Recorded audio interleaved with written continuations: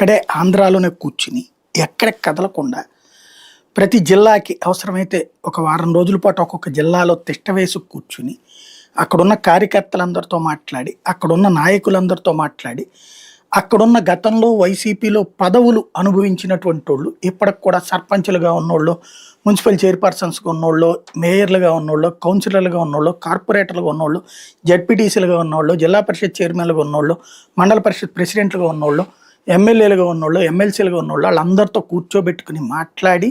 కార్యకర్తలకి వాళ్ళకి మధ్యన ఉన్నటువంటి అండర్స్టాండింగ్ ఏంటి, ఎందుకు లోపం వస్తుంది అనేది కూర్చోబెట్టి మాట్లాడుకోకపోతే జగన్ చేస్తున్న ప్రయత్నాలు కేవలం నామమాత్రం మాత్రమే అవుతాయి. అక్కడ కనబడుతున్నటువంటిది అయితే వీళ్ళు అడుగు ముందుకేస్తున్నప్పుడల్లా అవతల ఉచ్చు బిగిస్తూ ఉన్నారు. వీళ్ళు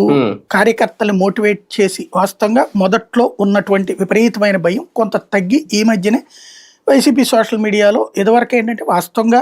వీళ్ళు ప్రచారం చేసినట్టు వీళ్ళు డబ్బులు ఇచ్చి సోషల్ మీడియాని నడిపింది తక్కువ,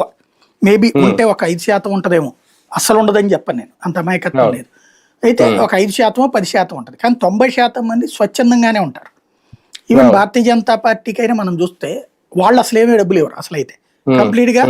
100% స్వచ్ఛందంగానే చేస్తారు వాళ్ళకి. ఇప్పుడు కాంగ్రెస్ పార్టీకైనా అంతే, తెలంగాణలో అయితే కాంగ్రెస్ పార్టీకి కొంత డబ్బులు ఇస్తున్నారు, లేదా బీఆర్ఎస్ కొంతమందిని డబ్బులు ఇచ్చి మెయింటైన్